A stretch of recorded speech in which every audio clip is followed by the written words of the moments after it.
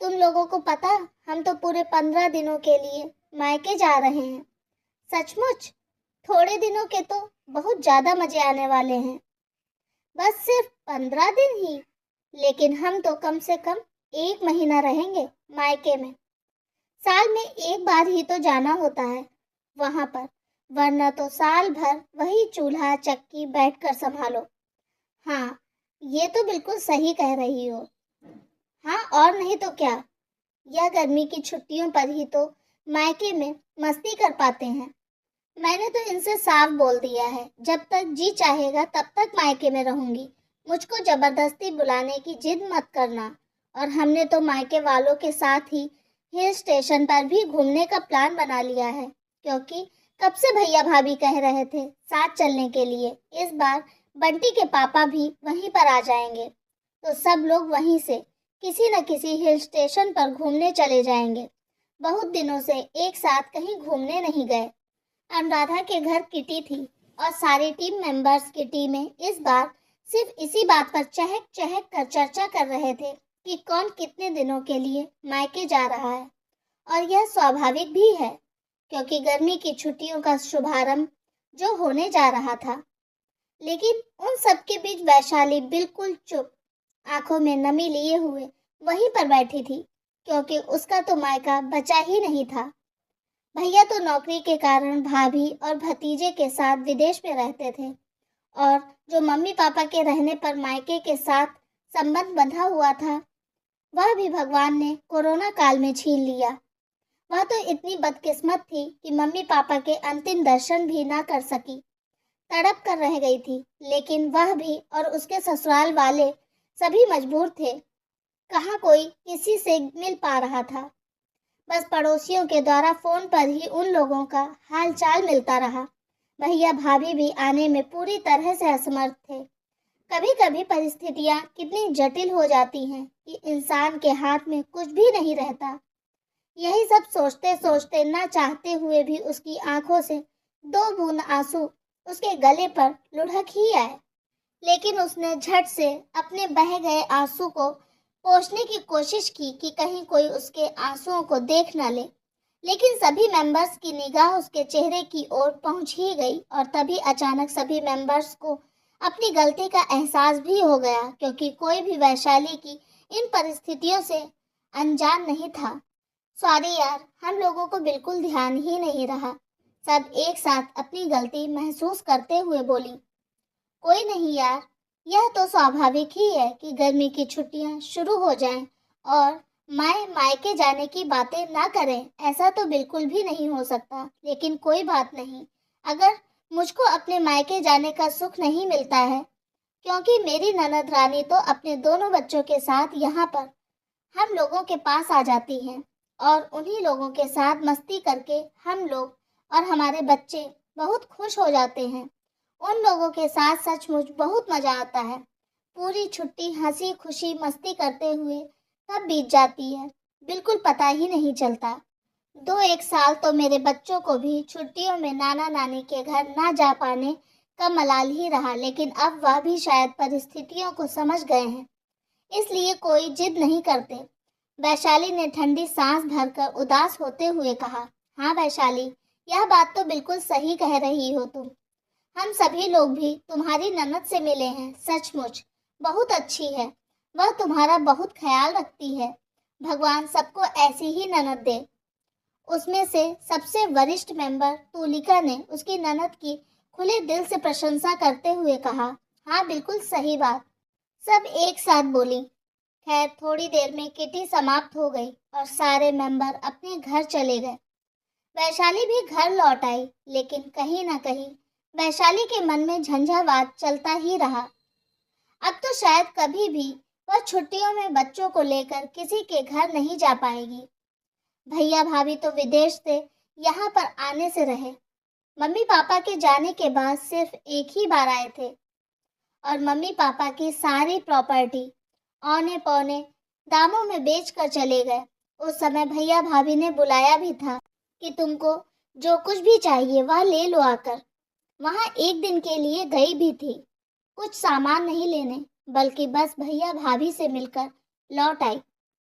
क्योंकि पता नहीं फिर कब भैया भाभी से मिलना हो, और कहाँ उनकी भारत लौटने की उम्मीद तो ना के बराबर थी। आखिर कौन लौटता है विदेश जाने के बाद? बस कभी कभार फोन पर बातचीत हो जाती है।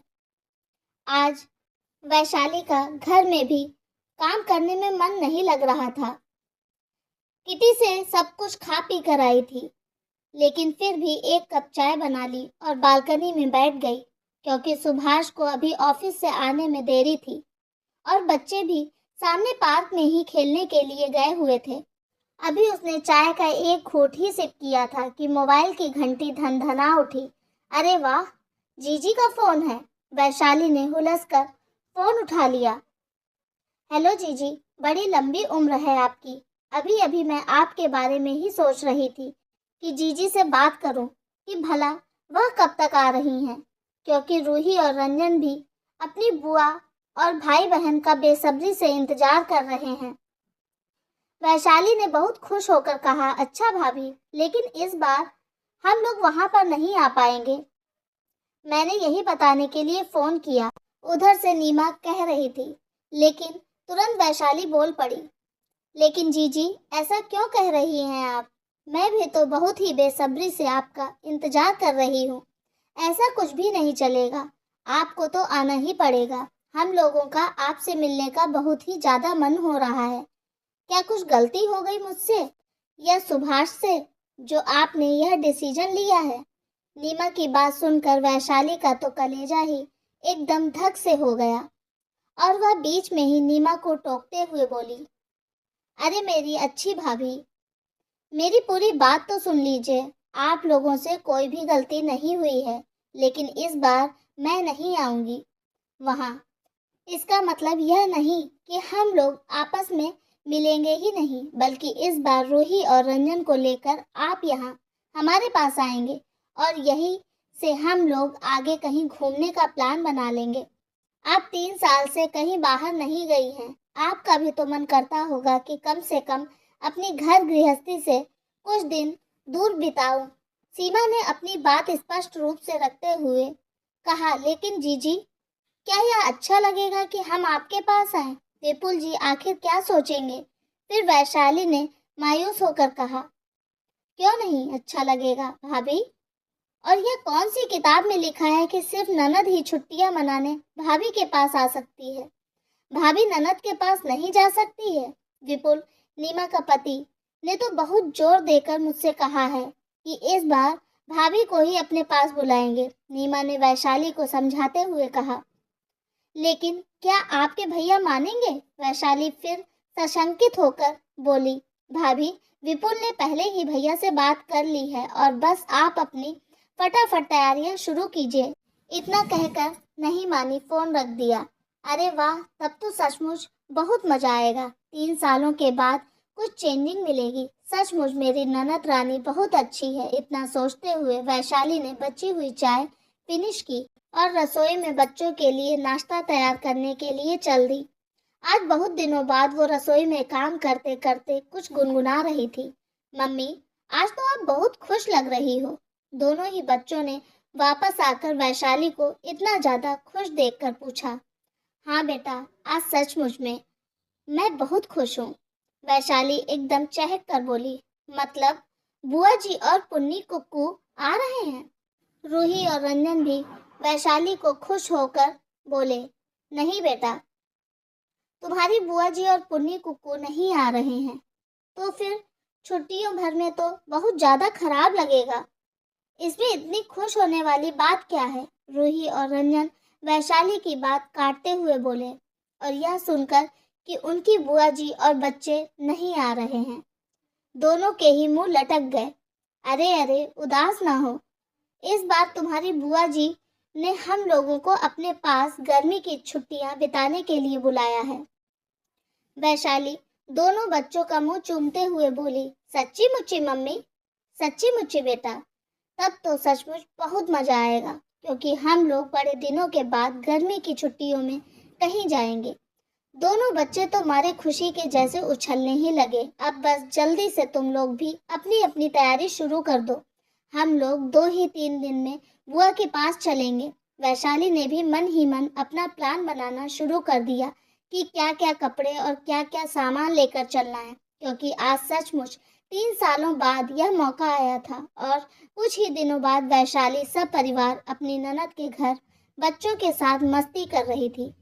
दोस्तों, क्या नीमा ने बिल्कुल सही किया? कमेंट द्वारा हमें ज़रूर बताएं। Thank you.